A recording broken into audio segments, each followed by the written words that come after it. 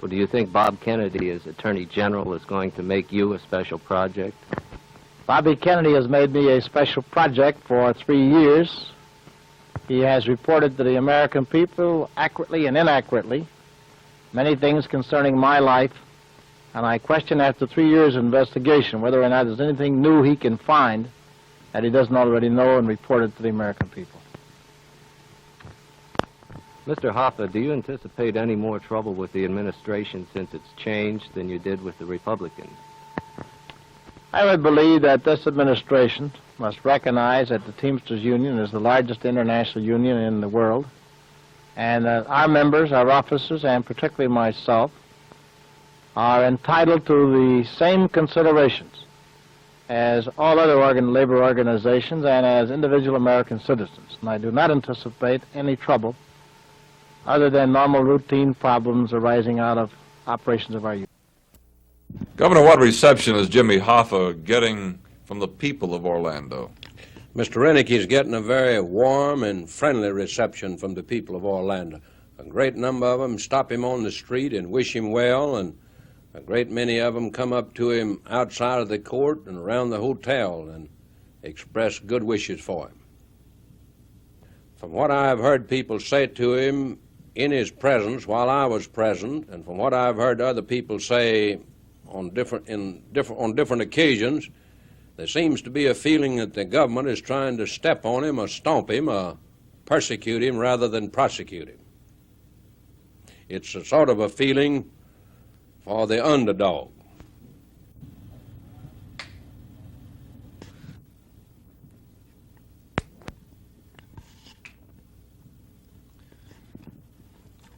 What do you think is behind this feeling that you state the general public has toward Hoffa in his battle with the government? Well, as you know, Mr. Rennick, an attorney is not permitted to publicly discuss the merits of his client's case while it's pending, but I don't construe that question to involve such a discussion, so I'll undertake to tell it. That's the way I figure it. Take up this matter.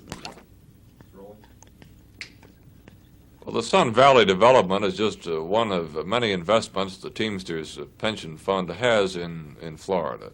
Are these investments rather extensive? Yes, very extensive. The Teamsters fund, of which Mr. Hoffa is the head, has allocated for investment in 22 southern and not-so-southern states $60 million for this year, the year 1961, and it's my unofficial and unconfirmed information that more investments, a greater dollar volume of investments have been made in Florida the past year than any one of the other 22 states that comprise what is called the Southern Division for investment purposes by the Teamsters Union, our pension fund.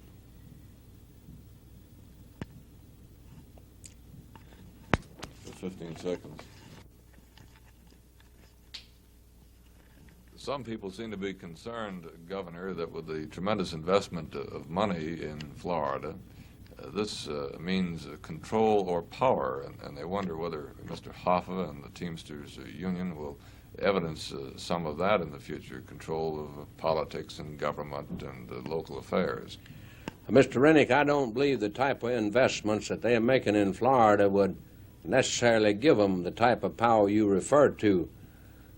They just make the loan and take a mortgage, and they're paid the interest and ultimately the principal if the borrower can do it. I can't see at this stage where it would give them any political power.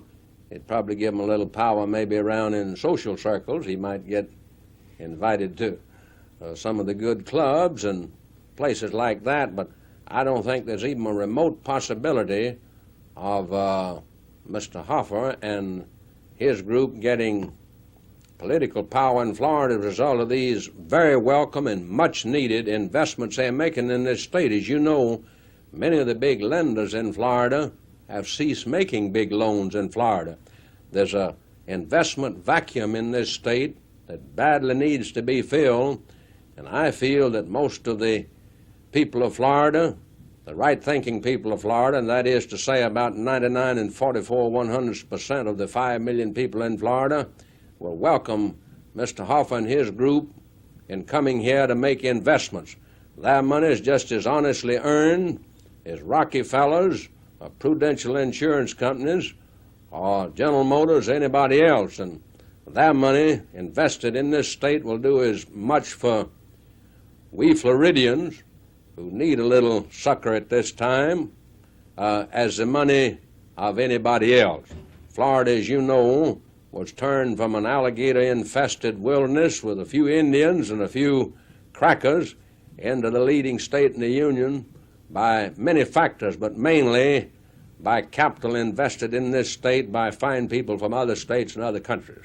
So I say, speaking only for myself, Mr. Rennick, and I found out that I can speak for no one but myself on most matters, that I welcome his investments in this state.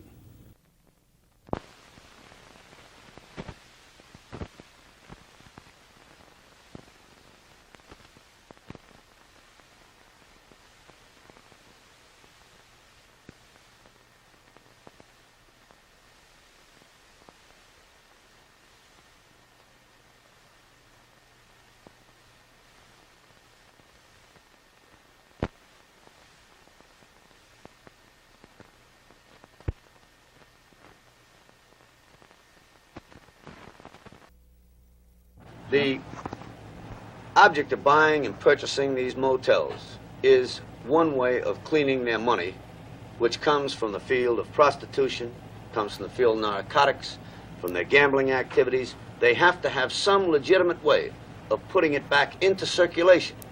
They are using these legitimate businesses as the medium for taking this illegal money from prostitution, from gambling, from narcotics, and washing it on the sands of Miami Beach.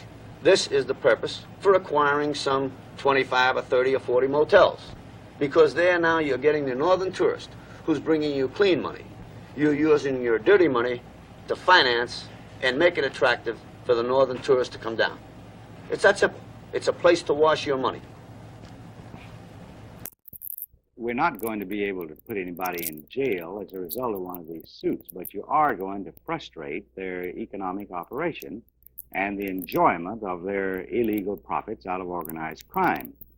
I think this is going to be a very signal victory for organized society if we can bring it off. Machiavelli said that a man will forgive you much sooner for killing his father than he will for fooling around with his money. And so here, I think you're hitting them where they hurt in the pocketbook. I think as a result of this litigation, the Internal Revenue Service is probably going to be interested in some things about where this individual or the other got his money to buy this business in the beginning. Senator Chevin's committee has already uncovered some of this. I think you'll find that prosecutors throughout Florida will be interested in this. And if it reveals some crime that they can be prosecuted for, I'm sure it will be done. Goodness knows, I would like to see them put away and out of circulation. But the criminal laws don't seem to be able to do it, and maybe this will be helpful to them. I hope it will. How do these people buy into these particular businesses? Well, it's done usually in one of four ways, and I think all of them are represented here on the beach and throughout Florida, where organized crime has taken over legitimate business. Either they buy outright a proprietary interest in a business with the use of cash that they have put together because of untaxed illegal income from gambling, loan sharking, extortion, narcotics, and the other activities that they're engaged in. Or they do it by a foreclosure on a owner's gambling debts. This is one method in which it has been done, where the owner has been involved in extensive gambling and they foreclose by taking it over to repay the gambling debts.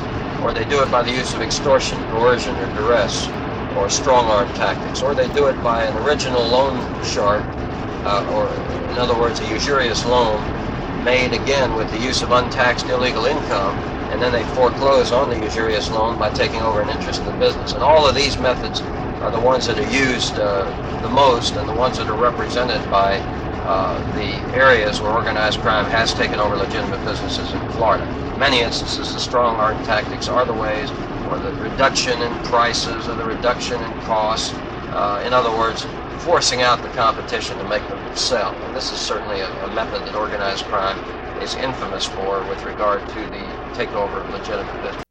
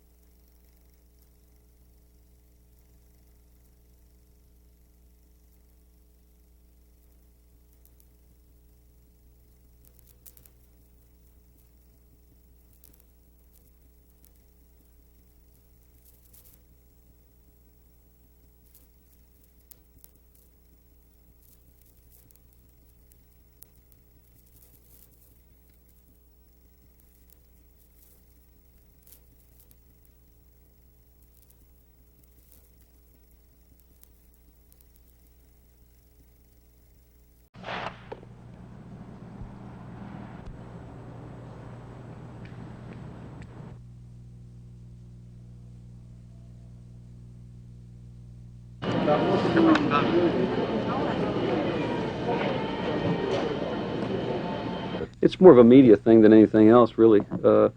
As I said, the airport police were correct in stopping him at the airport. It was just an innocent mistake he made. And I've represented numerous doctors and lawyers who've been in the same position, who had forgotten that they had a weapon inside their briefcases.